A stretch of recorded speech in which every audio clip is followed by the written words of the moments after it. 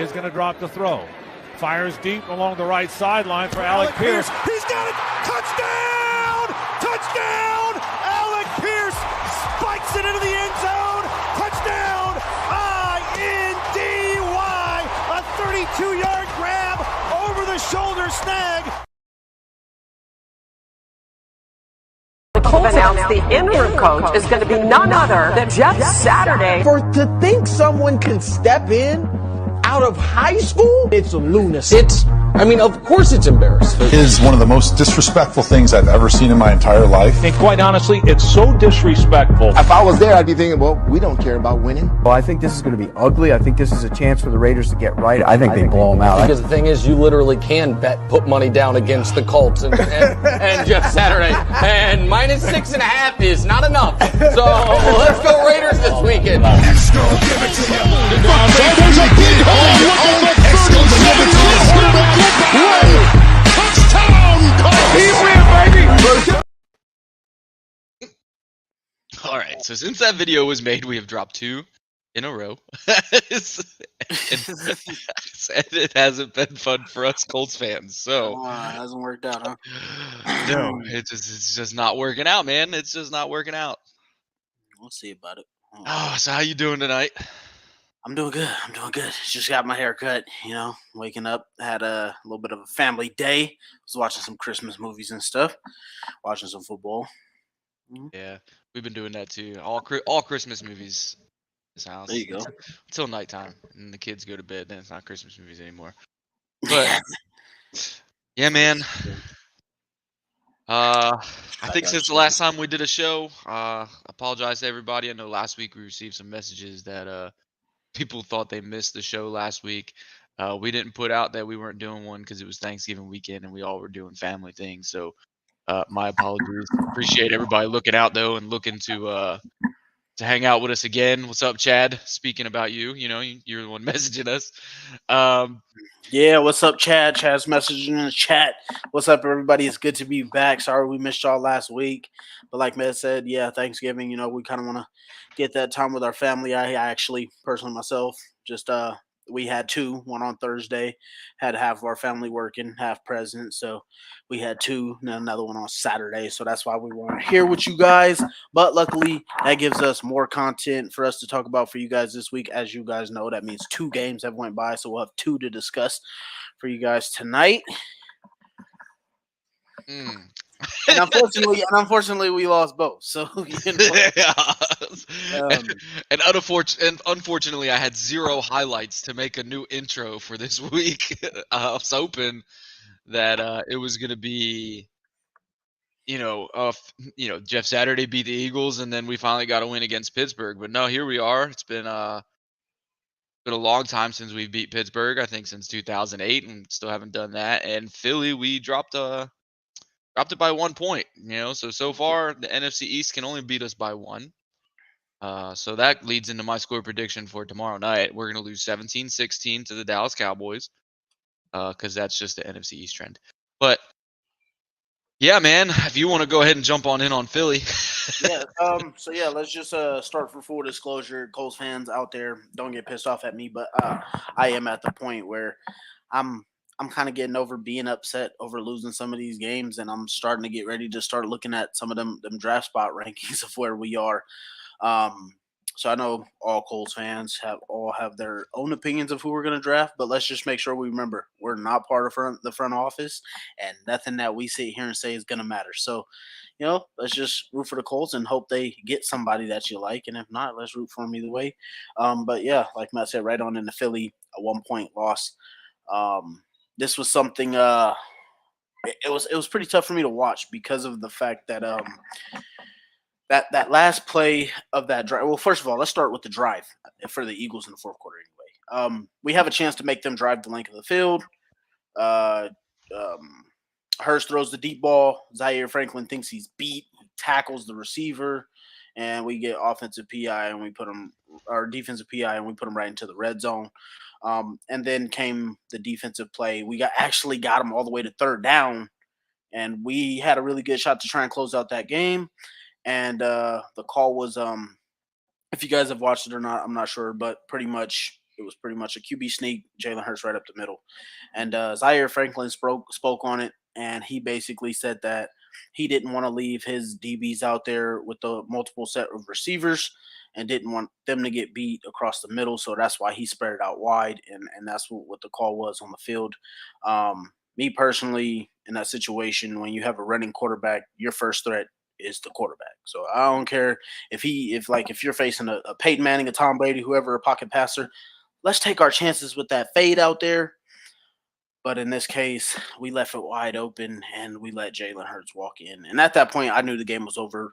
There was no way we were gonna make a 60-yard drive, even though we should be able to in that situation and get a field goal. But at that point, I thought the game was over. I did not personally like the defensive call. I wish Gus would have told one of those linebackers, "Your keys Hurts," but we didn't. Yeah, that didn't that to me didn't make any sense. And then Buckner even made comments about how he just for some reason didn't feel QB sneak coming, which I don't know, man. That seemed like the whole defense was in debacles on that play. And ultimately on that last series, man, I mean that whole game was just mistake after mistake after mistake. Less on the defense, more on the offense, but then it kind of bled into the defense at the end when the defense is just trying to save the game ultimately at the end. Yeah, it was a tough one. Me basically like I just felt like when I seen our defensive alignment when we came out, it just pretty much like it brought me to something as easy as Madden. Like you Yeah. looked at your defensive alignment and you saw your linebackers literally damn near almost outside the hashes on both sides.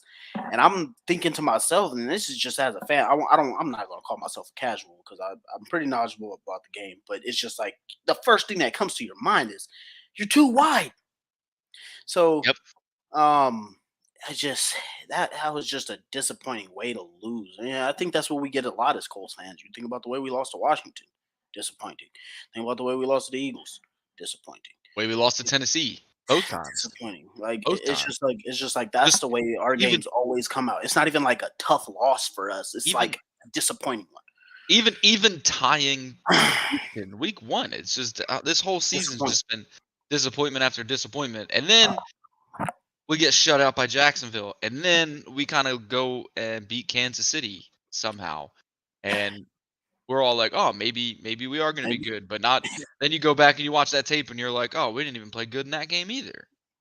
So we got lucky, and then we beat Denver, and we realized, "Oh shit, we got lucky." So it's like, realistically, without some uncharacteristic things, we'd really be sitting at what two At two least, 9-1, yeah.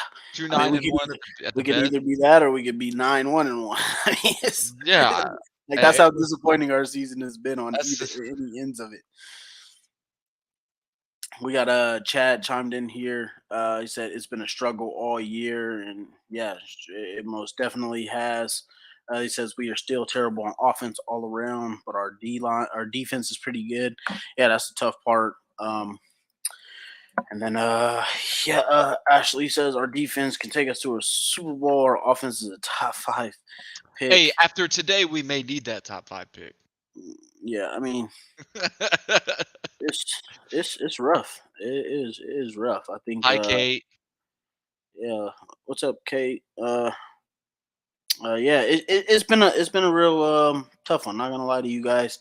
I think me and Matt have probably beat this ad nauseum, but it's just like we went too long on the experiment of quarterbacks of trying to make this work. And I'm gonna be truthfully honest with you guys. When we got Philip Rivers, I was iffy about it. When we traded for Carson Wentz, I was excited, and that ended up getting us to 9 wins, but it didn't work out in the end. When we got Matt Ryan, I was iffy about it again and didn't know if it was going to work out. So it's just kind of we've been on this QB carousel, and we probably should have stopped it as soon as like after Philip Rivers. I mean, like you can only do so much when you're trying to work with a 30-year-old 37-year-old quarterback, instead of just trying to keep. I don't even know what to call it. Like it's not even bridging it along or anything. Like just continuously rolling that snowball down the hill until eventually it wiped us out. My issue with the thing was I said it when we signed Philip Rivers, and I'll say it again now. The Phillip Rivers signing set us back more than Andrew Luck retiring did. Which one? The Phillip Rivers signing. And the The reason that one signing? set us when we signed Phillip Rivers, the reason that one set us back further than when Andrew Luck retired is because after Andrew Luck retired and Jacoby Brissett played that season, we still had a potential to get a quarterback in the draft. Instead, we signed Phillip Rivers with a guy who potentially was going to retire after his first season, which was if that was even in the mind or a thought process with signing him, we should have never signed him to begin with. Because at that point you're looking for a guy who's going to continue to play. And instead, we signed Phillip Rivers, takes us to the playoffs. We lose in the playoffs, and then he retires, and now we're set back again. And we're not in a good spot to draft a quarterback. So ultimately, that's what set us back. Carson Wentz, I personally feel like should still be here, in my opinion. I understand there's some issues that we don't see as fans, I guess, where Ursay for some reason didn't like how he dropped the ball, Carson Wentz dropped the ball, and then the defenses dropped the ball at the same time. But somehow the defense not playing well was all on Carson Wentz. The whole thing was a mess. Jim Ursay panicked, and It was then just displacement of accountability. right, and if Carson was here, maybe we wouldn't be this bad. In my opinion, I think we would have some continuity from last year. Uh, More chemistry with the receivers. And then, yeah, possibly signing Dan Marino this offseason, No, probably I be was I was laughing at Kate's comment. She said the tie set the mood for the season, and honestly, I'm gonna tell you, it fucking did. Because that first half, I'm sitting there like, what the fuck are we doing? The second half, it's like, okay, hell yeah, let's go. And then we tie, and it's like, I don't know how to feel about this Colts team right now. Yeah, I really didn't know. I really didn't know. And then Jacksonville, when we got shut out, I was like, so this is what it's going to be this year. This Real is what quick, it's going to be. Chad, you said Manning with a question. If you want to elaborate on I think what he you're trying meant to say. I think he meant who our next quarterback was going to be. It's going Oh to be yeah, Manning. probably. I mean, I got the list going right now. It could be Aaron Rodgers. It could be Jimmy Garoppolo. I mean, it's a couple of different guys of who it is. But I promise you guys, I would not be too happy Nope. if we Anybody, keep any trying to vet. keep trying to spread the wheels on whoever could be the next bridge guy or whatever. The only vet that I'll take right now is Lamar Jackson if he walks away from Baltimore. That's it. I That's the only agree. one. Aaron Rodgers, I'm not taking. Hey, I'll also take Joey Burrow or God damn it. I'm Justin meaning the Herbert. I'm Justin meaning Herbert, if one of them teams don't decide to pay their quarterback. I will- I'm meaning those who are most likely leaving their team. Joe Burrow's not going anywhere, yeah, no, and I'm neither just saying. I'm just saying. neither is Justin You Herbert. never know when one team might be stupid enough to think like, "Hey, I'm not going to pay this guy," so somebody else takes him. It looks like it's about to be Baltimore. Oh no, Chad said Ashley was asking what jersey I was wearing. You said Peyton. Oh yeah, no. Got the DeForest Buckner on. I typically try and wear the guy's jersey who I think is playing really well that week. And then I mean, honestly, if they give us a really key matchup to win, is what I usually wear my jerseys for. I got a large jersey collection. Me too. I'm gonna wear my jersey tomorrow though, just because he's one of our most consistent players. I'm definitely wearing Buck. I'll probably end up wearing a JT jersey tomorrow though, just because I think he got a good chance to go off for like 200 yards. But I also wouldn't be surprised if he only goes off for 60. For some reason, Parks Frazier last week caught a case of the Franks. He has a chance. He has a chance to go off every week if you use him. Yeah, exactly. That's why I say he caught a case of the Franks when you're only giving a guy limited carries. Just like, jeez. Yeah, man. Last week was so disappointing. Yeah. So, yeah. So just some more things from the Philly and Colts game against the Eagles. So yeah, I thought we had a really good shot there. I never thought that game was going to be some type of blowout. I thought it'd be a typically close game. But I think we just didn't capitalize on a lot of things that we could have done against the Eagles. We forced them to punt a lot of times. They weren't really getting the plays they were normally getting. I mean, Jalen Hurts was pretty good in that game, but we had the forced fumble on AJ Brown. Our defense has just been holding up their end of the bargain for too long, pretty much, without our offense being able to give them some help.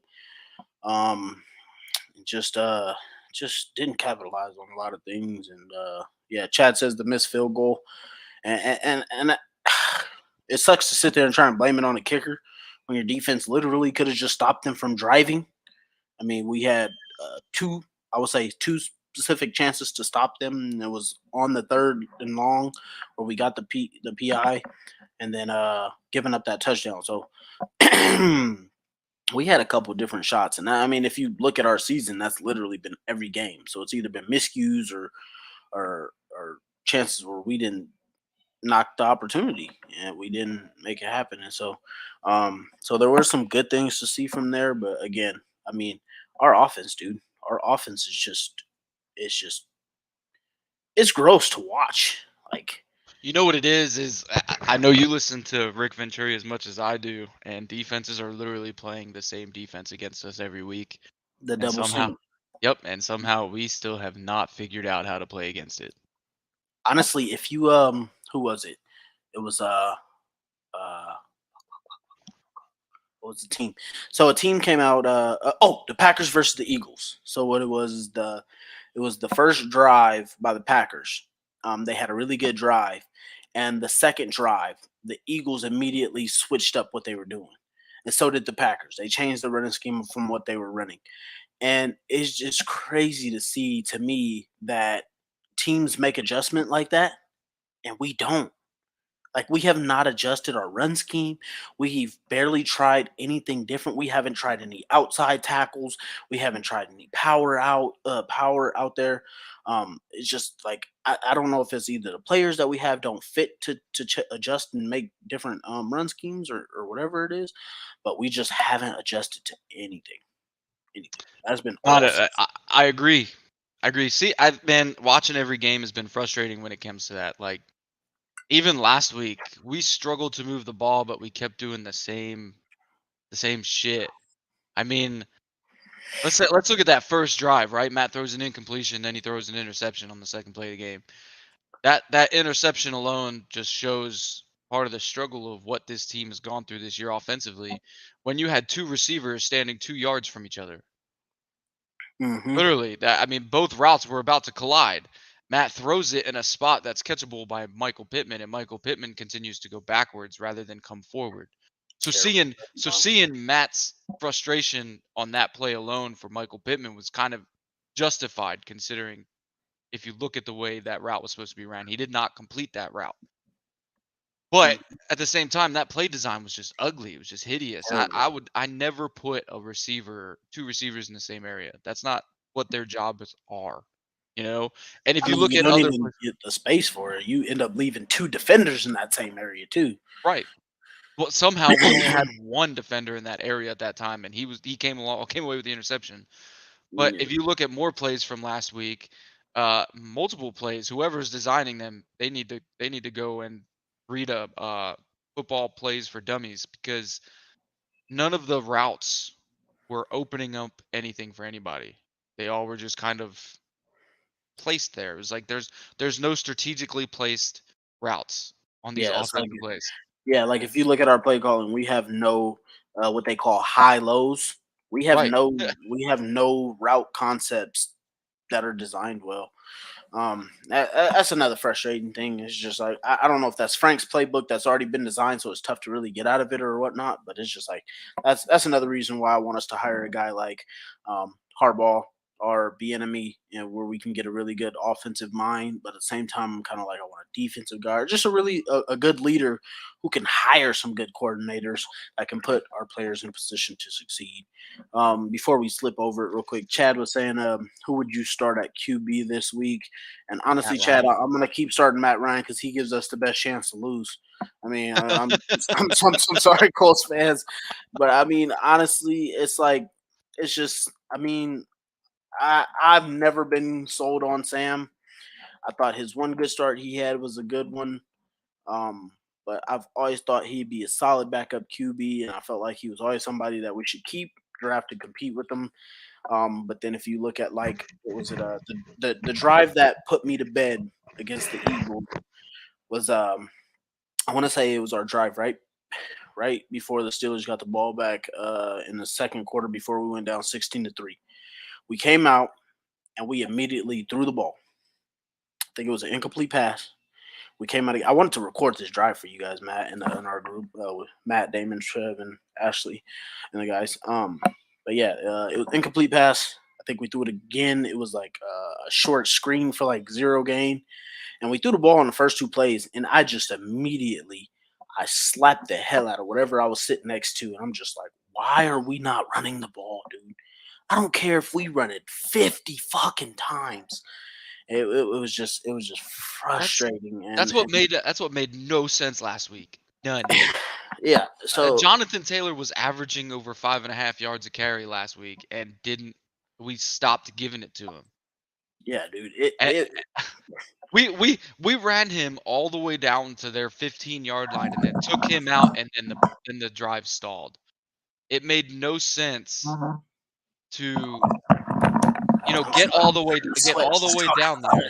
Pissed off talking about it, sweating. Oh, shit. We get all the way down there, and then all of a sudden he comes off the field, and guess what? 3 and out. Because Deion Jackson doesn't pose a threat, right? So Zach Moss doesn't pose a threat. So when they go in there for the run game, or when they go in on offense, defense is nowhere about to pass it. So then they send the pass rush, and then Matt Ryan gets sacked, or he throws 2 incompletions. And it's ridiculous. It's like Jonathan Taylor's a guy that can be on the field the whole offensive series. There's no reason to take that guy off. He be on the field the whole damn game. Like, don't take him out unless he tap his helmet and say, "Give me a break." Yeah, hey man, my ankle hurts, or hey man, I'm fucking tired. Like, yeah, let me take 2 plays off and I'll be right back. Like, yeah, there's no reason to take him out. Like, it's shit. At this point, you might as well call a timeout if he need a damn breath. Yeah, he's the guy. Like, he's the only positive thing going on offensively. Honestly, give some credit to Jelani Woods. Give some credit to Paris for his season this year, which he was kind of. I don't even remember him catching anything last week either. He had I want to say 3 catches for like 34 yards. And I mean, honestly, like, that's another reason why I said Matt Ryan gives us the best chance to lose. I mean, dude, if we had a legit quarterback, there's no way in my mind that somebody could sit here and tell me we don't have weapons to succeed. I mean, it's just this offense, dude. I mean, this offense is just ugly. Like, sometimes the decision making even makes you think. Like, when we were watching, when the Steelers game and the Colts game was on, I'm literally like sitting there watching and thinking, like, even after the game, like, if you were to just look at the stats, you'd think, did the Colts have the rookie and did the Steelers have the 15-year vet? Because that's how the stats felt. It's just, I mean, it's not a good offense to watch at all. That's facts. So Chad puts in the comments here, he says, you can see the rookie, so to speak, in Parks Frazier. Some questionable calls and the time management by Jeff. Complete team loss. That time management was the most frustrating thing I think I've seen this year. I looked at the clock after a certain play, and I noticed the clock was still winding down, and I was like, what is happening? And they were moving so slowly to the huddle, to the line of scrimmage, whatever. No sense of urgency. No sense of urgency whatsoever. And then Matt Ryan scrambles on 2nd down, and I'm like, okay, this is the time you call timeout. This is it. You have to use your timeout here. Doesn't use timeout. Hands off a stupid ball to freaking Jonathan Taylor, and he gets stuffed. And then we do a piss poor design on the sideline. Paris Campbell. I don't understand. Matt Ryan shouldn't have been looking downfield at that point. Me, I'm just passing it to get the first down. Get to the sticks. Know where the sticks are. That's all you needed. Yeah. So I'm kind of on a different side of that one. I don't really. The timeout thing wasn't the clock management thing wasn't one of the biggest deals to me, because when we turned over the ball on 4th down, there was literally still like 30 seconds left, and we were at like the 20, 30-yard line. So that wasn't the big thing to me. The big thing was the play calling again. We're not like the way we call plays. Like, I don't know if you guys remember, but if you think back to 2020, think about all the route concepts that Phillip Rivers had. There was almost always a guy running across his face.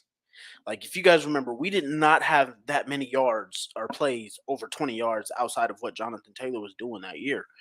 And the play design and the concepts that we do are a lot of outside the numbers type routes, and we'll sometimes have like a slant or an in route or something. It's always something outside, or there's like some screen coming backwards or something. So there's not a lot of plays for Matt Ryan to sit in the pocket and hit somebody right in front of his face, and it just makes it so difficult because what teams are doing is since the preseason. Like if you watch the preseason, you could kind of tell what teams are doing because it's like, okay, look, if we blitz 5, this Colts offensive line isn't playing well, and then Matt Ryan can't move.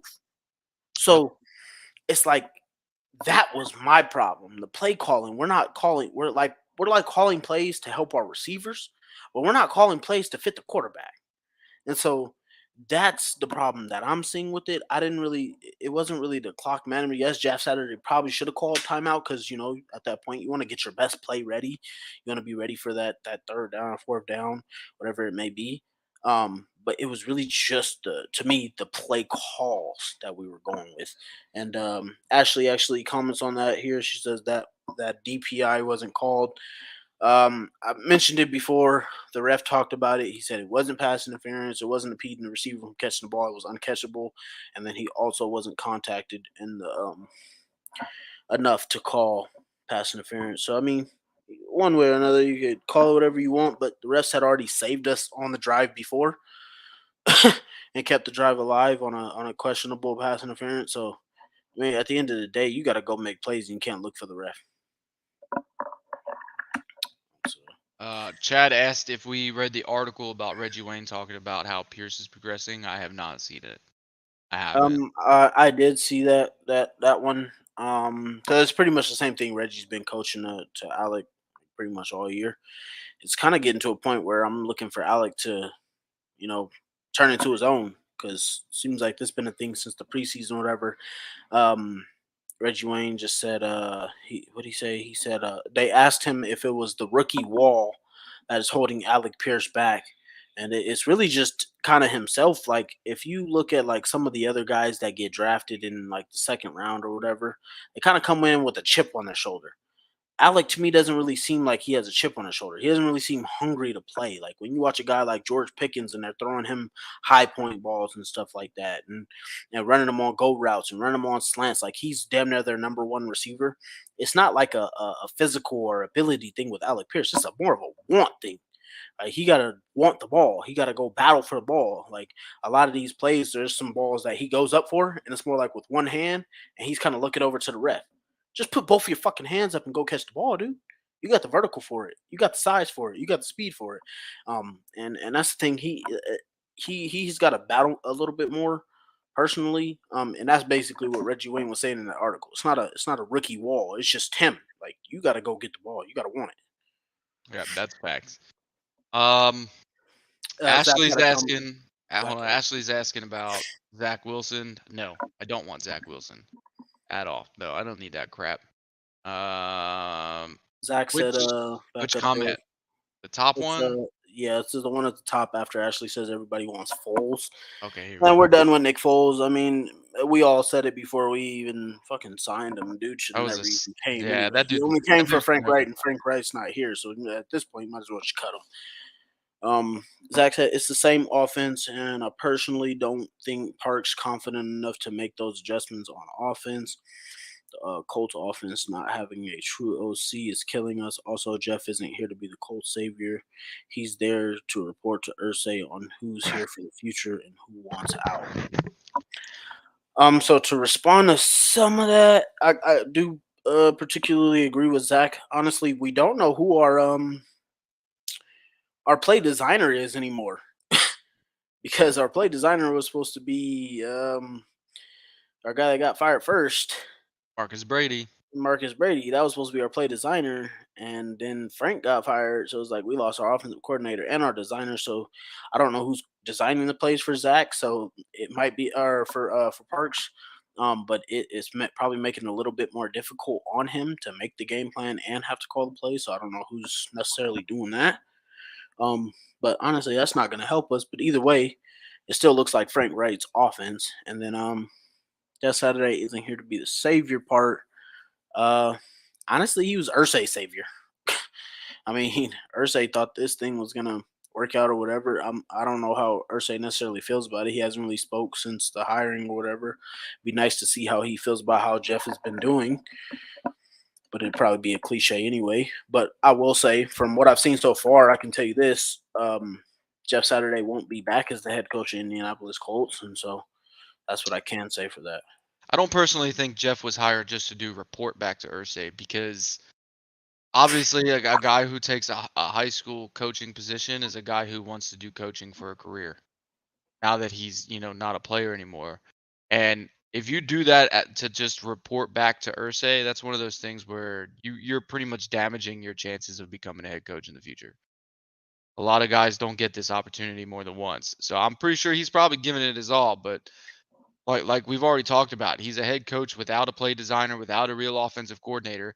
He hasn't named an offensive coordinator. He just has someone who calls plays. That's Parks. Parks isn't the offensive coordinator. We don't have one. Exactly. That's where the issue's lying right now. We're literally shorthanded 2 coaches. Or If you like really our play think about it. calling is literally just like, hey, go in Frank's playbook and see what plays look legit. That's what it is right now. That's really what it is. I mean, that's we're down 2 coaches offensively, and and you can see it. Our offense hasn't gotten any better. The offensive line, in my opinion, has improved, and that's fine. But the offense as a whole, these play designs, nah. Even Matt Ryan's vision is terrible. And I think Zach makes a comment even further down that says the Colts believe Matt can still stretch the field. Rivers couldn't throw past 30 yards. Everything was over the middle, which is true, 100%. But I don't think Matt Ryan can stretch the field because Matt Ryan tried to launch the ball and threw it 25 yards. It looked like he gave it his all last week when he Yeah, threw that see, ball. where I'm at with that is like, regardless of Matt Ryan's arm strength, regardless of what the Colts believe, defenses don't believe it. Who Yeah, cares what you think is a franchise? If the right. players on the field don't believe what you putting on the field, all you're doing is putting that Jonathan Taylor at more risk. Like, think about how many times we saw JT in the open field last year versus this year. Carson Wentz made some dumb plays, but teams knew that Carson Wentz was going to push that fucking ball if you left him one on one. Facts. And this year, JT is not getting any lanes to run, and now we got our best player with a hurt ankle for most of the year. And it's like, geez, dude, what are you trying to do? You're either gonna kill Jonathan Taylor with this shit, or you're gonna keep believing in the guy. I don't want to call him a noodle arm, but teams just don't believe in it. I I mean, mean, and it's because you can simply watch tape and see it. I mean, every time Matt Ryan throws a simple out route, and I'm talking a 5 to 8 yard out. When he throws it to the sideline, that ball looks like it takes forever to get there. you don't see any zip. Nothing. There's no zip. There's no power in the ball. There's nothing. There's no velocity. There's nothing going on with these throws. It's like playing pitch and catch. And that's why I still think if Carson Wentz was still here this year, We're not having a lot of these problems. we're not having a lot of these problems. Nope, because for one, he's gonna extend the plays. He's gonna make things happen. Honestly, if Carson Wentz was still here, we'd probably have 4 losses that we're blaming on him. And that'd be it. Because he probably did something stupid, but we still have like 7 wins. So I mean, like, Facts. it's just tough to watch sometimes, you guys. But yeah, it's a tough part. Ashley says we do get Quiddy payback. I'm actually pretty excited about that. I've been loving Quiddy all this year. He's actually looked like he's starting to contain edges a little bit better this year. That's been something good to see, and then his sack numbers are going up. So I think we did find something in Quiddy there. Hopefully he could just get back to being healthy with a couple of other pieces here. And then Zach says Wentz has a crazy deep ball. What's his best throw? Yeah, I definitely missed that, and I think he'd be really good with a healthy Campbell, with Alec Pierce and Michael Pittman. I think that was something that we were missing last year. And I think Wentz would have really had a shot to maybe solidify himself, or be a brisk QB for us and have us not looking this terrible. I mean, he wasn't even terrible when he went over to Washington. Exactly. The first couple games. No, when he I said wasn't terrible, I mean like how terrible we look right now. Oh yeah, no. Yeah, I mean, I'm just saying Carson Wentz wasn't even bad. He just got hurt, and then Heineke stepped in and played great. So with Heineke playing great, it kind of like just made Carson Wentz look like he was terrible. Yeah. So So it's gonna keep building on for the Wentz haters. And so so let's get to game number 2. against the Steelers, this game, I'm not gonna lie to you guys. I had to go back and watch the film on this one. I actually had to watch the live game all over again because I went to sleep about the second quarter. When we went down 16-3, I just I ain't gonna lie to you guys. I was hurt about that one to the Steelers. I thought the Steelers were just as bad like the Raiders. They didn't have the offense. Their defensive rushing game or the run stopping game wasn't good. Their cornerbacks were playing some of the worst passing defenses in the league. I just thought this was one of those games where the Colts just come out and they get right. You know, one of those get right games where you go up and you beat up on a team that should be worse than you are, and we just didn't do any of that. Our hey, what's up, Damon? Damon just joined the party. Hey, Everybody. man. So yeah, Damon, I'm just getting into the Steelers game. We just left the Eagles from last week. A little bit of conversation. But yeah, I just thought the Colts didn't do any of that. We let Kenny Pickett go out and look like a Hall of Famer against us. We let Najee Harris run the ball with I don't know if he had a broken foot or he had a hip injury or something, but we let Najee Harris get off against us, and he was hurt the whole game. And then we let their backup running back Benny Snell, who's been there for years and literally done nothing, we let him go off. And I just really thought we did not take advantage of that Steelers game, so I had to go back and watch the film, and it just really pissed me off that we consistently come out in these passing offense to act like we're going to keep throwing the ball at people, and we should be running the ball on weak run defenses. Like tomorrow, we're going to come out, we're going to throw the ball, and we should run the ball. So that's just what happened for me. I like how you brought up Snell. Snell didn't have a single carry this season until he played against us. And we made him look like Jerome Bettis. Yeah, we did. Not even that. He looked like Le'Veon. He looked like Le'Veon Bell in his prime. Like multi-purpose back. Yeah, hesitating and then hitting the hole as soon as it opened. Like he was just stutter step left and right. Oh my God, I was getting so frustrated, and that was ridiculous. But honestly, that's just Mike Tomlin knowing how to beat us for some reason. Knowing how to beat a rookie head coach and a rookie play caller. Yep.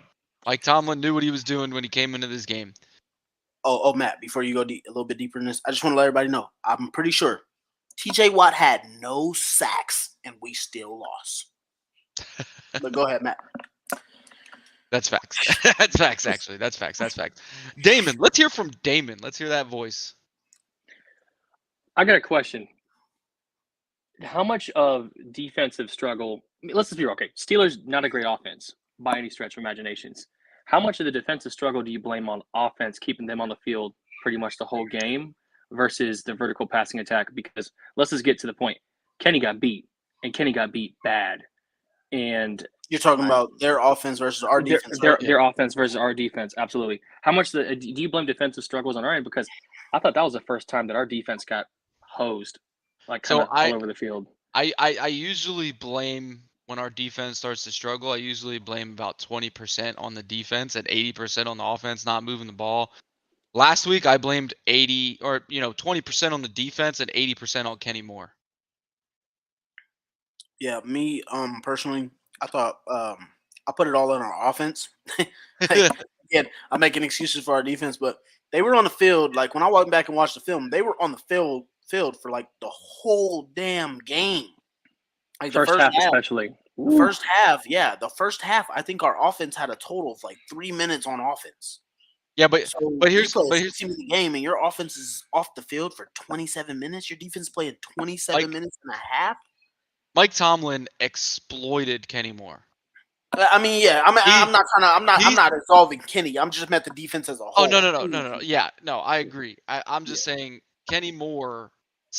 Mike Tomlin saw something on tape about Kenny Moore, and he attacked it.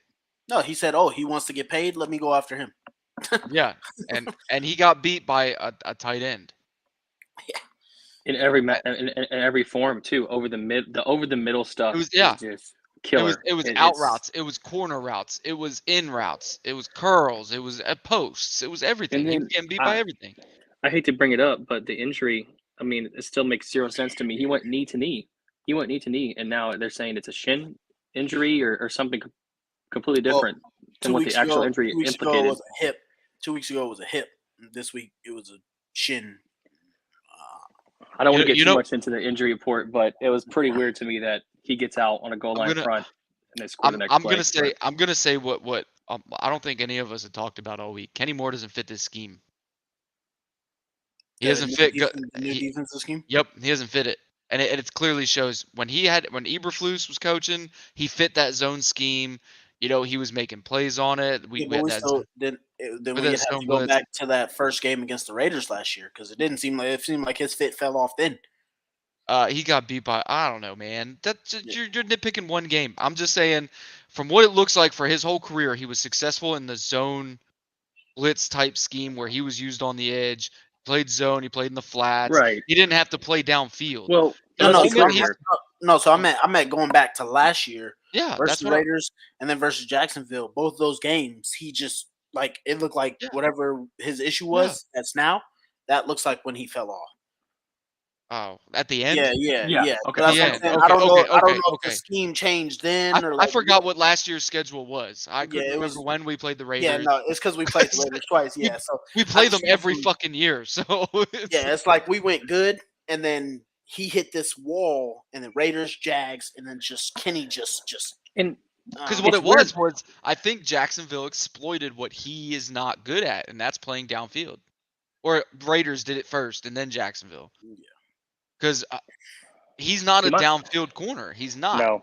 All of his success had come with the linebacker area. That's why I said we should switch to the 3-4. That's where I was going play next. Like that 3-5-3 style defense and let him play that hybrid style linebacker. He's the best tackler on our team. Yeah, he's the best. He's one of the best tackles. Fuck that, bro. He ain't a linebacker. We don't need him to tackle. Then you put him as a 3-5-3 stacked safety. It's a hybrid safety. That's all. Whatever we gotta do. A hybrid safety in that scheme, in a 3-4 scheme, is a linebacker safety. It's just saying that he's a smaller linebacker who can tackle, and he's not meant for coverage. So to me, that is the position Kenny Moore needs to play, and that's how we keep him relevant. You put him in coverage, man on anybody, he's getting exploited. He's getting beat. I never liked him in man coverage. I mean, you had any other further comments outside of that question? I mean, we just abandoned the run game. Extremely. We banned the run game and we go by it. We're passing on all 3 downs. And we just keep having to play behind the sticks. I mean, it doesn't help when you already have a young offensive line, specifically on the left side, outside of Q, especially where you get yourself in a 2nd and 15 on a false start, and now you're throwing the ball again. So we just got to run the ball on 1st and 2nd down. I don't think any of us would get mad if we ran the ball 5 times in a row. Nope, not at all. I don't think. Not when your running back's averaging 5.5 yards. So let me make this statement. Yeah, go ahead. Yep, go ahead. Let me make this statement. We've got to stop this whole, we got to save JT's legs. For what? We're 4-7. For what? We're not going to playoffs. Yeah, if we're gonna save his legs, keep his ass on the bench. He don't need to be on the field. What's Derrick Henry doing? Still taking 30 carries a game. 30 years old. Facts. 0. After a literally career-altering injury. 0. So this whole, we got to save his legs. We can't run him 3 or 4 downs in a row. JT is a specimen. Okay, more physical. I'll argue more physical and more physically talented than Derrick Henry. So we've just got to start running this man 3 or 4 times a game, which is why I wanted to bring up too later. I'm open to bringing in another running back if that's the case, because I don't think our personnel right now matches what we need. Just my opinion. Yeah, I'm like, hey, let's get Saquon Barkley and put him together with JT. You feel me? We had a best backfield in the league, but yeah. So I actually want to comment on that because you brought up a great point there when you were talking about the carries. So me and Matt had this number before.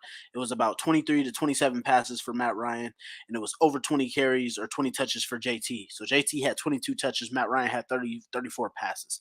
I think the problem was the 34 passes for Matt should come back down to that 27, which is what we had versus the Steelers, the 34. And then JT only having 22 carries. I wish I could say we're using him too much for him to be tired and be off the field, but that's not what it is. Like, we're just not using the guy correctly. Like, it's like for some reason, like what Frank said before, he was like, I have to start learning that I can use my best players all the time, and I don't understand why it's rocket. Why would you say that? On the staff, exactly. It's rocket science for them to know you. Hey, you got a playmaker? Use them. It's like rocket science for them to understand that shit. So, that's one of those frustrating things, and I wish we would really just like get this through whoever's calling the plays, whoever's calling the personnel. Hey, JT, 25 carries at least. Like, I mean, my guy is at a career of I want to say it was 5.6 or 5.1, one of those 5.6 or 5.1 yards per carry for his career. Even this year, in a down year for the entire offense, he's still at 4.8. So I mean, it's frustrating for me because I'm not a head coach, I'm not a play caller, I've never done anything on an NFL level, but I can sit here and tell you, get this man the goddamn football. Right. And I don't want to bring up another can of worms here, but I know me and Matt talked about it a lot earlier in the year. We're sick and tired of everything out of shotgun. But truthfully, Matt's mobility limits us. Like we cannot as a and I hope y'all feel the same way I do. If I see like a 40-60 defense, I'm expecting a sack. If I see any sort of load in the box, and I know it's going to be a throw, I know it's a sack. Matt's going to have his back turned to the line in about 5 seconds. Trying to run around like he fucking Patrick Mahomes or something, bro. He's dropping. So, and don't open this can of worms, but I got to bring it up. Why did the Sam Ehlinger experience not last longer? It should have. That game back, going with Matt against Oakland and him winning was the worst thing, in my opinion, that could have happened. Because now we put ourselves at a crossroad where could Sam be the guy? Probably not. But we would have had a yes or no answer by the end of the year. We already know Matt's not the guy. So why go back to him? So DeMarco answered this earlier. Yeah, and I'm going to say it exactly the way he said it. Matt Ryan gives us the best chance to lose. That's why. That is why. And I agree with it. Are any of us mad if we lose out? No. That's why Matt Ryan is the starter. That's what we're saying. The only reason I'm mad when we lose is because we make it close. Yeah, exactly. Because you give me that taste. We give us that little bit of line to argue what we could have done better. Yeah, I'm like, oh, wait. Like I told y'all before, when we lost to Philly, I said it. Losing by 1 is the worst feeling ever. Why? Because I want to go analyze everything we could have done better to win that game. But if we lose by 40, motherfucker, we just suck. And I'm okay with that. And I'll admit that. If we lost by 40, when we lost to the Patriots, bro, we just lost. When we got shut out to Jacksonville, we just lost. There was no me spending extra time looking at analytics and looking at things and trying to be like, well, how did we lose? Where could we have done better? Yep. And now, except for the Washington game, the Tennessee game, the Eagles game, even the Chiefs game of wow, we won. Yeah, the Chiefs game, the Denver game, and then you got even the Raiders game, we barely won. We won 25-20, and I'm looking at these games and I'm like, well, could we have done better? And I'm like, the Steelers game, I'm like. That takes me back to the original can of worms that you were talking about, Damon. Like exactly what you said coming out in the passing offense. That's when I turned my TV off. That's when I said I'm going to bed. It was the right before we went down 16-3, before we punted and the Steelers went down to score. It was because we came out, we went shotgun. It was an incomplete pass. Second pass was a screen, and then we was in 3rd and long. So what the Colts are gonna do?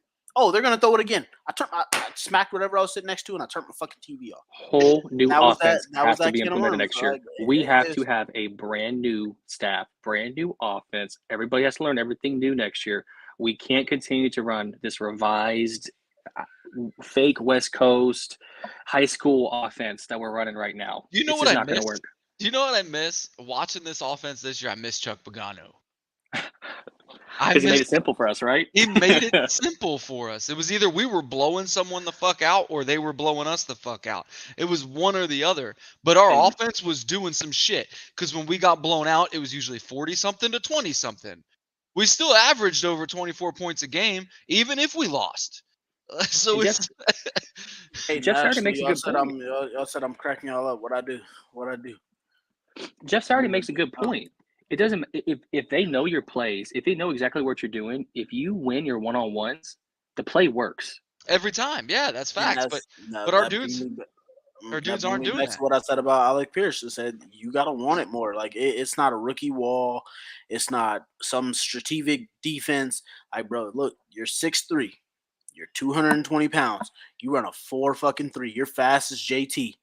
There is no reason you can't go up and just tell a defender, I'm gonna kick your ass for 4 quarters. And then sell the pass interference. He doesn't sell him. No, he tries to look for him is the problem. He doesn't sell him though. He doesn't sell him. He gets up like Like what was it? I want to say it was a play. He was going against the Steelers DB.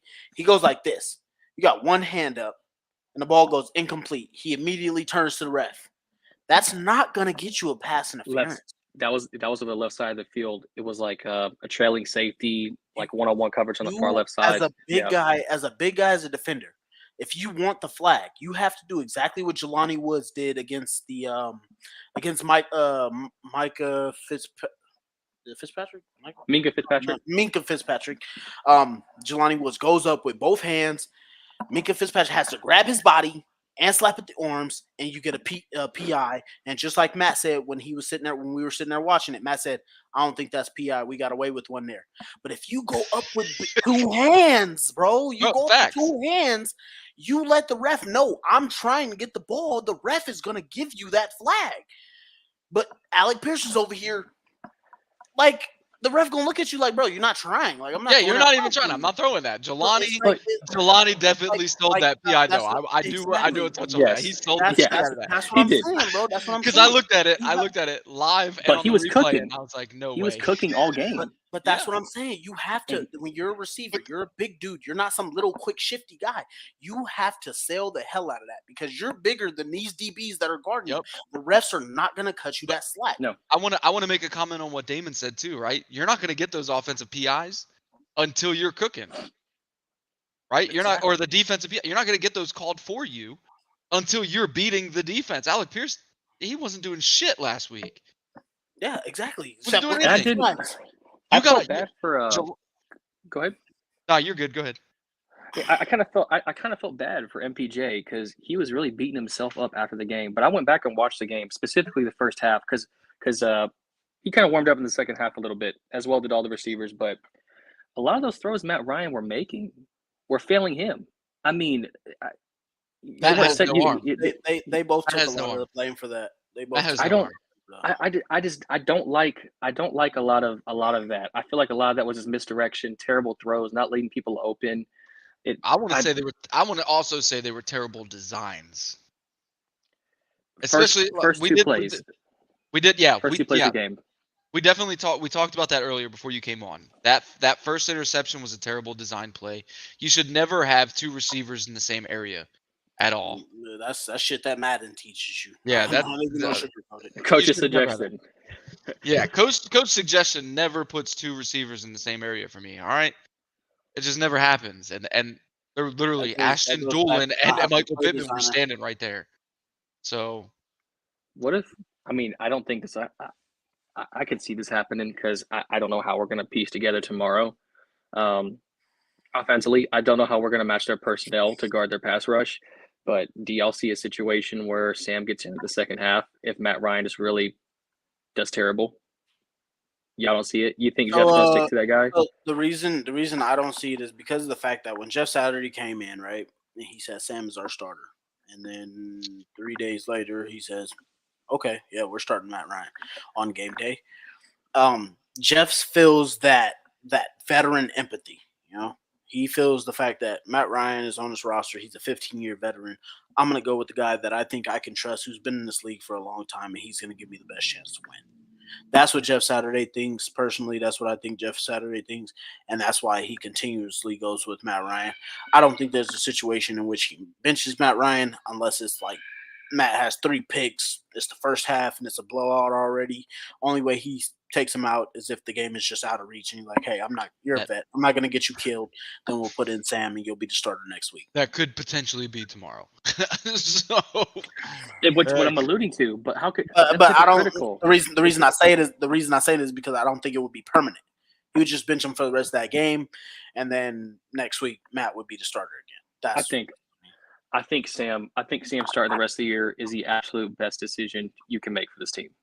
I don't know how anyone could argue different. I don't get it.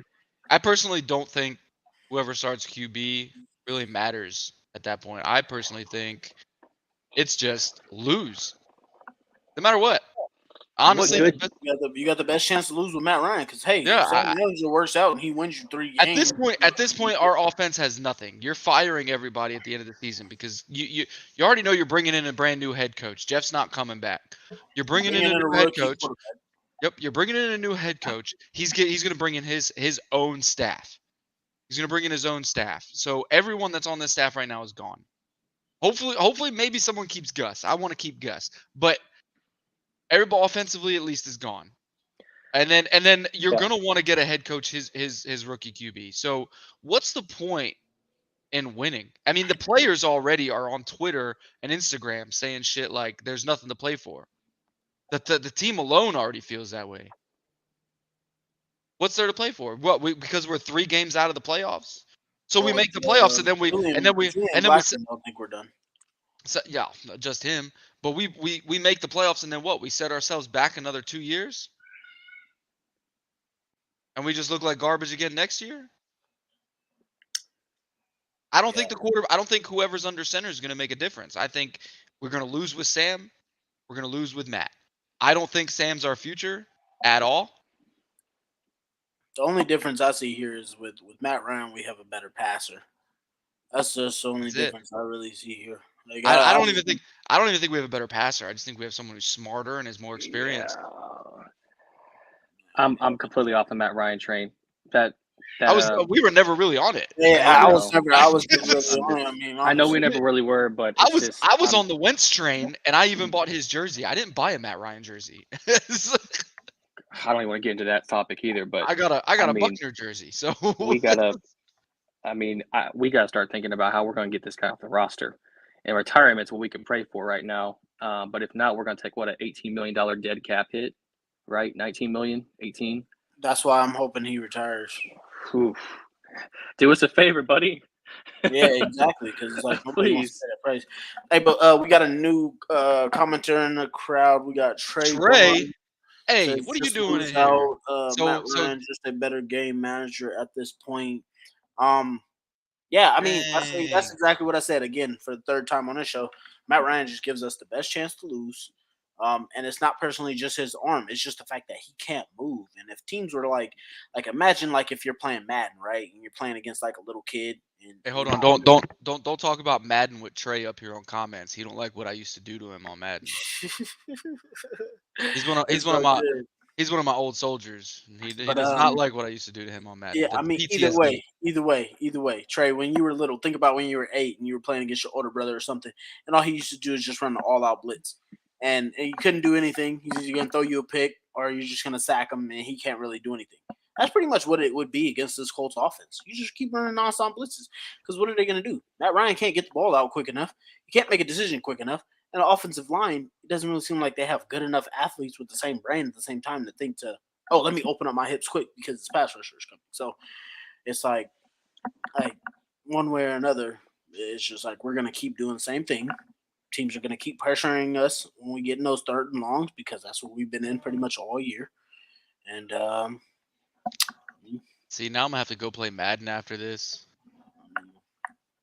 Let's play against me. I'm ready. All right. Let's go ahead and move on to Dallas. All right, because we're talking about dreadful things and it's getting depressing. And Ryan, you said dreadful things are getting depressing because this is about to get bad. It's about to get bad. All right, key matchup.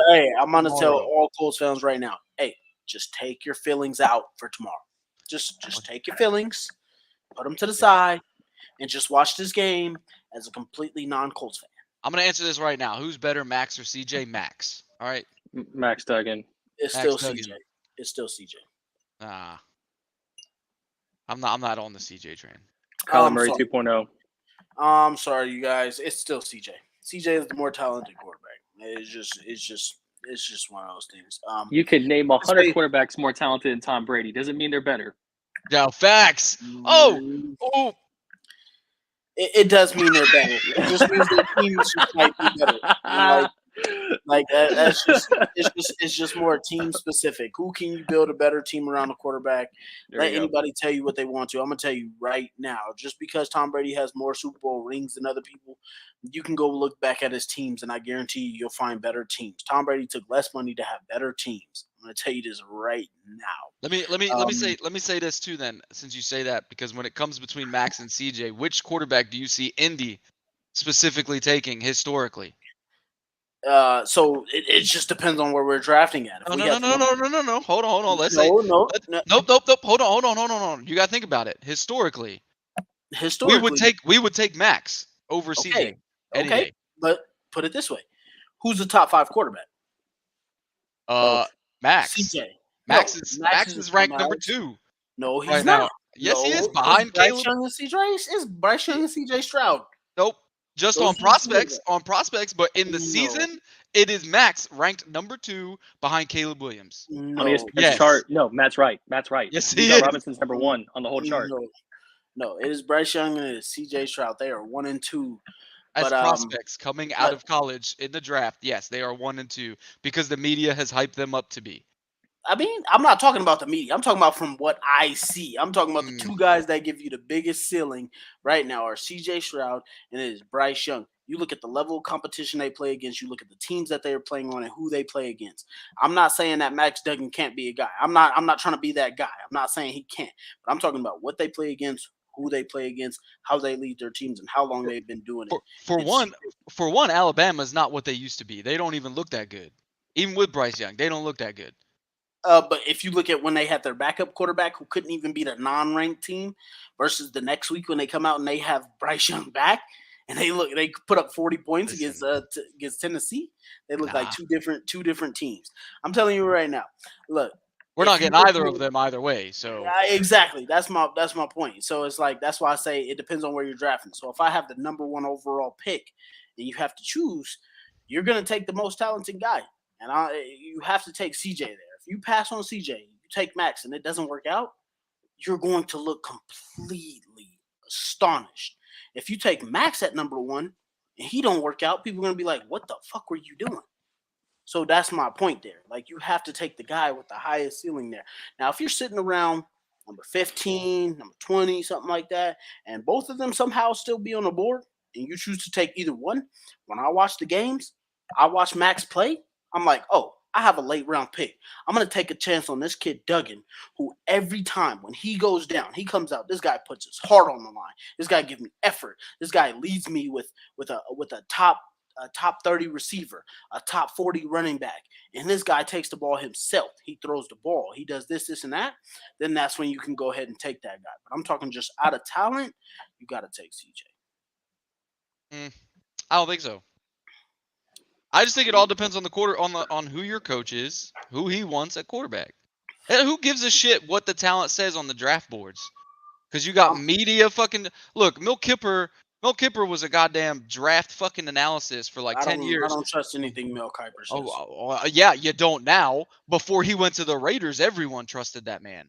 Everyone, including GM. Mel Kiper has never went to the Raiders. Yes, he did. No, he didn't. Then where'd he go? You're talking about Mike Mayock. That's it. That's what I'm talking about. That's what I'm talking about. That fucking guy. Everyone trusted that guy too, until he went to the Raiders, and now no one trusts him. I didn't trust him then either. Yeah, shut up. Yeah, you did. Yeah, you did. You were like 15 years old when that man was. Okay, we gotta get to a key matchup because we went down a rabbit hole with these quarterbacks. That we're not gonna. It's gonna be a rabbit hole. That's why I opened with and I started with. Every Colts fan is gonna have their own opinion on quarterback, and they're all gonna want their own guy. I'm gonna just tell you right now: don't take Will Levis, or I'm not gonna watch. Yeah, I like Bryce and I like Max. I don't like CJ Stroud. I don't like anyone out of Ohio. I gotta give myself some credit. Jim Irsay right now: do not take Will Levis, or you lose a fan. 2 months ago, Max Duggan is a Chris Ballard guy. Did I not say that? Give me my credit, please do. I said that. I don't remember. Y'all said I didn't watch enough TCU games. I don't know if it was 2 months ago, but I do remember you saying that. It was about 2 months ago. I remember 2 weeks ago.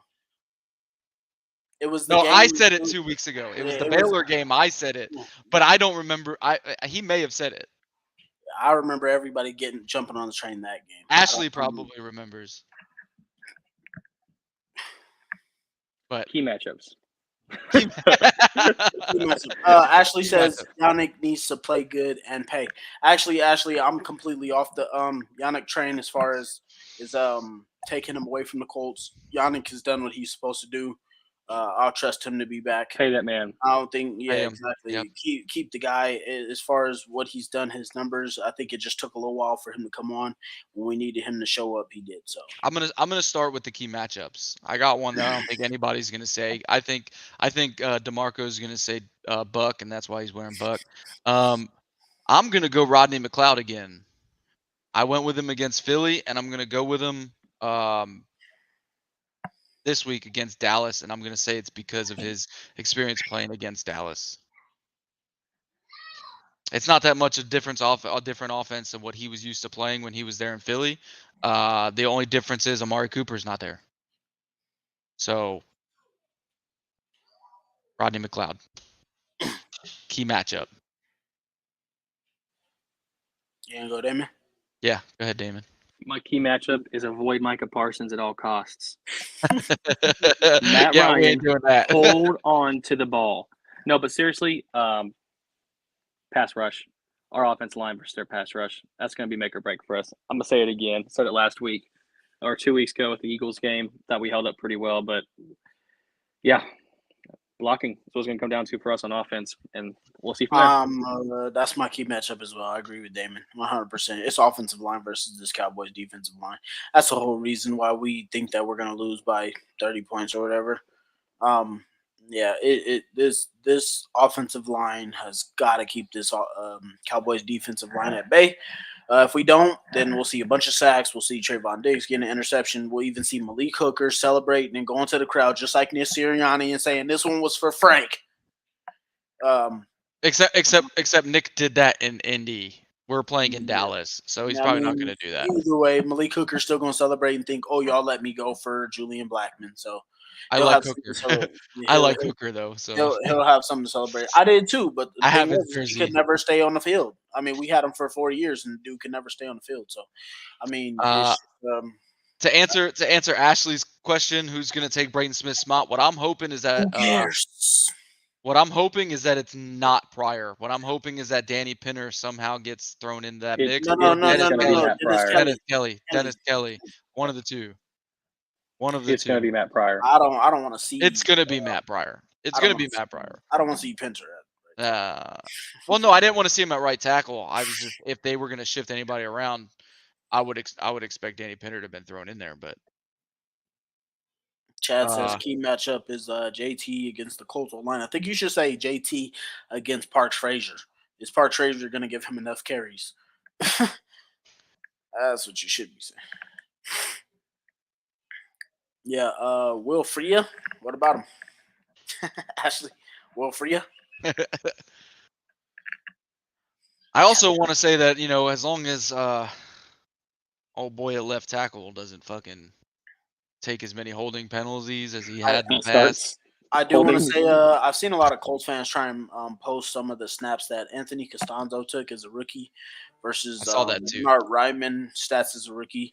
A lot of Colts fans love to just go back in history and just compare something to something else, and they say, "Oh yeah, we're gonna be okay." Anthony Costanzo had given up 5 sacks in 657 offensive snaps. Bernard Ryman has given up 6 sacks in 350 something stats or 50 something snaps. So if you actually look at those numbers, if you gave Bernard Ryman another 300 snaps, he would have about 10 to 12 sacks. So those numbers just don't really relate to Colts fans. You can't think everybody is going to turn out. One Colt is going to be another Colt. We really got to stop believing that, and we got to start watching the game with our eyes and stop thinking that every stat adds up. Not only that, I'm going to make this comment that a lot of people don't realize. When it comes to calculating stats for an offensive line, it's almost impossible to get that 100% accurate, right? Because when they're creating these stats for offensive lines, they need to take too many things into consideration, such as what scheme they're playing, what position they're at, things like that, right? So they look at film, and they don't even look at film. They just look at where the guy was in the area that comes and gets in the sack. PFF and some other stat pages had said that offensive line is the hardest to rank and grade. just because of that. It's just too hard to make it accurate. So 6 of those sacks that are supposedly on him could also be on Quentin Nelson, and it was a Could also be stunt on the or something quarterback like for that. holding the damn ball. Could also be on the quarterback because Matt Ryan does hold the ball extremely long. It could be to where Raymond decides to block a blitzing linebacker. He lets the edge guy go because Jonathan Taylor's supposed to be there. Jonathan Taylor gets the block initially. Matt Ryan steps up, and then he gets hit. That was a play that happened last week. Yep. I'm just saying there's too much that goes into consideration when it comes to putting real stats on offensive linemen. Which is personally why I don't like watching stats. I like to watch the fucking game. Just go watch Right. film. Like Right. for all the stats and analytics people, the reason why Jim Irsay don't like analytics because they don't tell you how the game is actually going. Like, yeah, you can look at a guy having 2 catches for 43 yards, but then if you look at one catch went for 3 yards, the other went for 40. Oh yeah, he's got a great average. Stats. Yeah, look at me. I don't fucking like that, bro. Watch the fucking game. Go ask the LA Rams how analytics are working out for them this season. Yeah, Matt Stafford just got shut down for the year. Yeah, he's put on IR. So yeah, that's personally another reason just why I don't like PFF and all these other analytical things. But that's a whole nother story for a different day. Yeah. All right, let's go ahead. Predictions, if we really want to do this. Yeah, I don't know if we really want to do this. I don't know if Cool fans want to hear my answer. I mean, you want to start? You don't really care about people's opinion. You want to start? and while he's doing that, I'm going to go ahead and just put up a. I got the Colts, 24-17. What? You picked the Colts? Here we go. Just because. Hey, Colts fan, I was not expecting Damon to pick the Colts. Okay. Hey, this reminds me of the 23-0 game. 23-0, Colts over Cowboys. Remember that? 24-17, Colts today. Watch. Yeah, I do remember that game. You even have a score in 24? That's the guy that dropped the ball today so many times. I kept yelling at him, catch the goddamn ball, because he could have helped Max out a lot if he wouldn't have to run so damn much. What I wish, one of the few things I wish Max would do is step into his throws. So that's part of one of his development things. They were saying that, and also his decision making sometimes. So a couple of his knocks. So I actually have this game being I changed my score a little bit. I got to be in 34-17. Unfortunately, the Cowboys kick our ass. Okay. Before I go, Chad says 27-17 Cowboys. I actually have 34 Cowboys and 6 Colts. Yeah, like I said, Colts fans, take your feelings out of tomorrow. Especially if you got kids, don't be moping around all day. Expect to lose. Don't come in here and being like, "Hey, why did we get our asses whooped? Why didn't we do this? Why didn't we do that?" We know how the Colts are going to play. We know what our record is. We know how this Colts team is going to be. Do not be surprised when things just do not go our way. It's just expect what to see and don't be upset all day. Have fun with your kids and expect a loss. And if you want to go to bed early, you're probably going to get that chance. Oh yeah, I expect to be in bed by damn midnight, or not by midnight, by halftime. Yep. So, yep. Enjoy this one's Colts fan. At least if you're like me and you love football, you're gonna have some good film to watch. Pull that throw back up, Matt. Pull back that throw up. That was a rainbow. Just lob for a back shoulder fade. Beautiful throw to Savion Williams. Please pull that rainbow fade back up. This is one of the things I've noticed that he does a lot too. If you notice, he's got perfect touch. Look at that rainbow. He was off today. That offensive line was horrid. Just this guy, I don't know. So for all you guys that don't know, the reason why this film is on here is Matt has completely shifted all his love. He doesn't care about any other quarterbacks in his goddamn draft. He is all sold in on Max Duggan. He likes this guy's big arm, his big playability. He loves his running ability, but most of all, what we've all seen is this guy is a gamer. This guy, when the game is on the line, he turns it up to another level. He goes out and he battles, he fights, he'll take on hits. Kind of reminds you of Andrew Luck, the way he'll run into some people. We really don't want to see that too much, but the guy is one of those guys that you just don't see him drop his head when the game is just getting too tough. And that's what Matt loves. Matt is sold in on this guy. Me personally, I'm still all open because we don't know where we're going to pick. But yeah, this is Matt's guy on who he wants to be the Indianapolis Colts for the 2023. But like DeMarco says, it all depends on where we draft.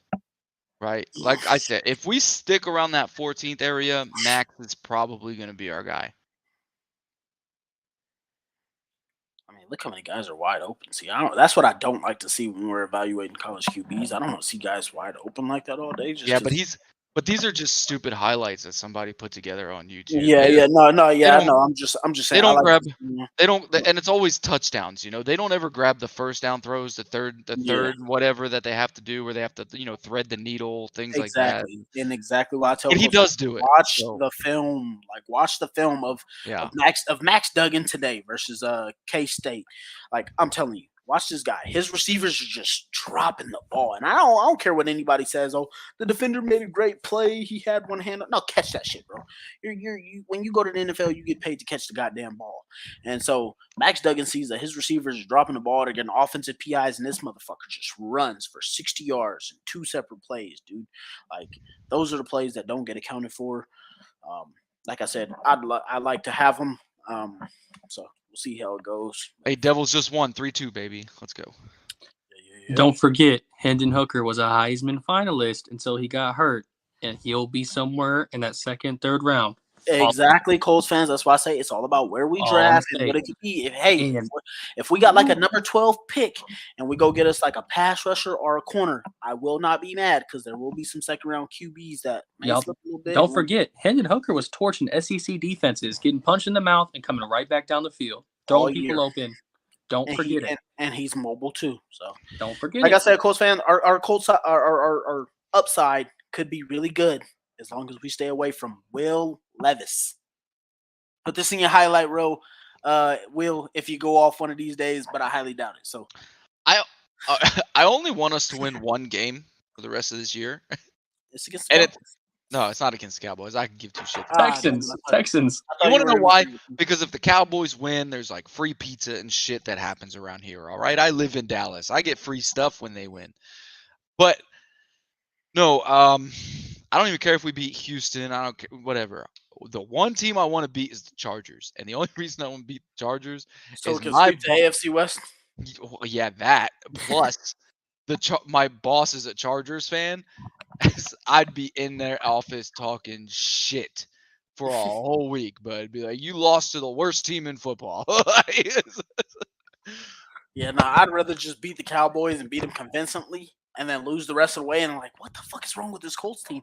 And I could just sit there and be like, see, we just need a quarterback, bro. No, but then at that point, then we need to beat the Cowboys. Then we need to beat the Vikings. No, the other games we can lose. Because then it's like, what's wrong with this team? They could beat this team, but they can't beat that team. But that's the thing. But that's the thing with the Vikings. But that's the thing with the Vikings too. The Vikings have only lost 2 games. Nah.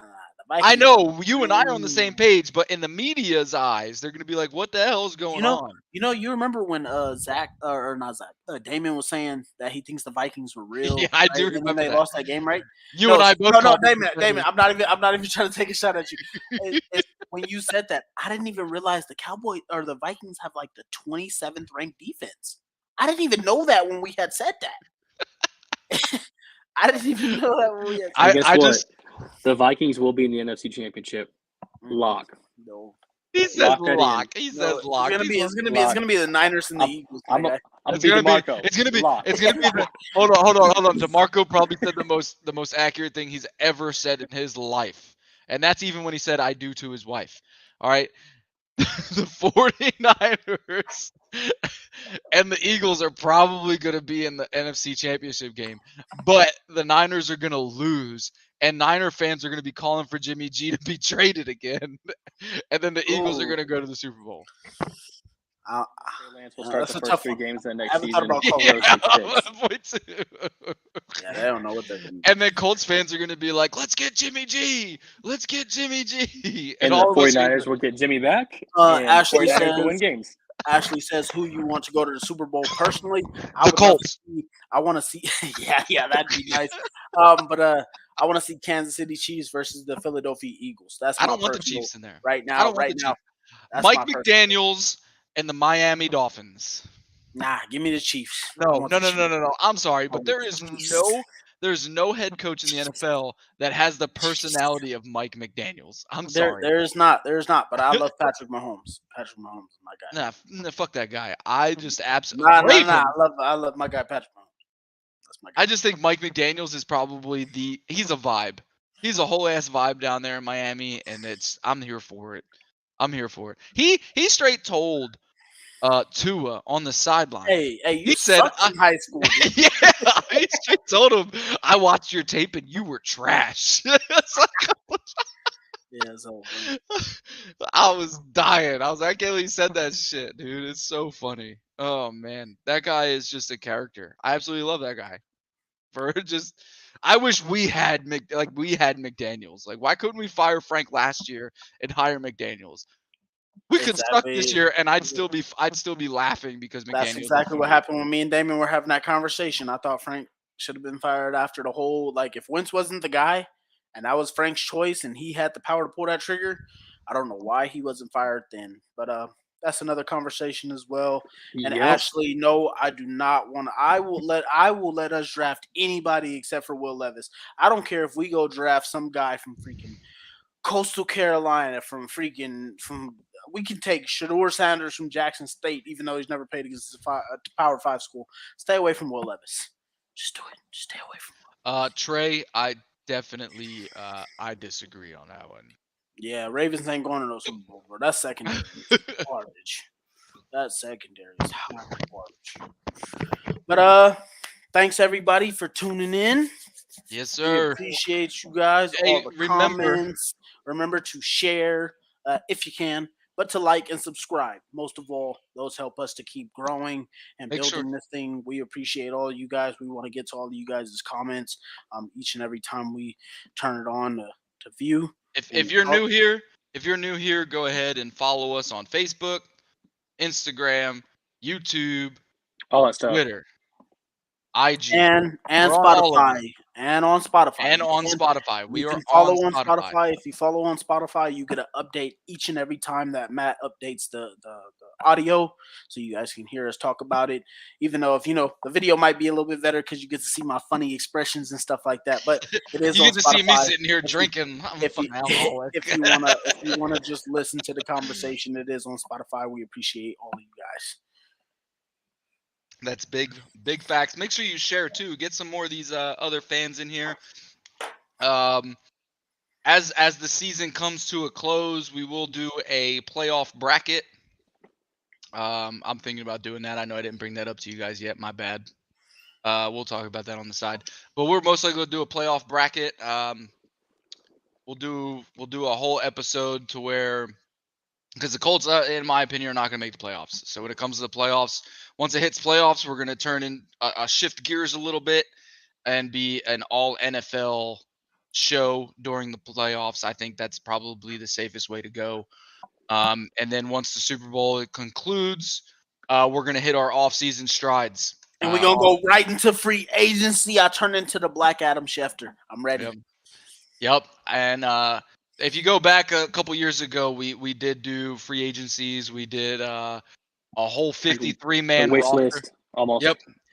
Actually, for some of you guys, me and Matt have discussed it once. I don't know if Damon or Trev or Zach or any of the guys are going to be interested in this, but me and Matt will be discussing to try and do some actually on time breaking news and stuff like that, and update quick tidbit videos, just to give you guys a little bit more content, more videos. I know you guys love to see our faces and whatnot, but that's something me and Matt been talking about. We'd love to be able to get it real time. It may not show the backgrounds that we have now, my cool Super Bowl. I might be at work or something. You probably see me in a truck. You'll probably see me in my office. You'll see a bunch of Army shit up. But yeah, back in the day we used to do it. We did a whole free agency like wish list. We did updates around the league. We did our draft. We concluded on a draft. We followed the draft, the whole thing. And then after the draft, we did our own 53-man roster, which we broke up into I think it was about 8 weeks. I think it took us to do where we cut down our roster down to 53. trying to equalize it across the board. That was probably the toughest thing we'd ever done in our lives. Hey, ask some trivia for y'all too. Who was the first person that every single one of us cut first? Don't answer Ashton Doolin. Ashton Doolin. And here he is, still here today. So, and we're hurting without him. yeah. So just so you guys know, the show is completely back, and during the off season, we will not go away. We will be here, bringing great content, Colts stuff, and we'll make sure to have some Colts videos up so that you guys can be watching some Colts highlights, because we know everybody misses football throughout the year. So.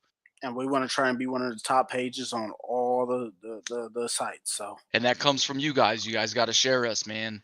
You guys got to get our names out there. Let people come and drink with us, because we're definitely drinking. Y'all. Appreciate y'all. All right, everyone. Go Colts. Go Colts. Go Colts. He is going to drop the throw. Fires deep along the right sideline for Alec Pierce. He's got it. Touchdown! Touchdown! Alec Pierce spikes it into the end zone. Touchdown! INDY. A 32-yard grab over the shoulder snag.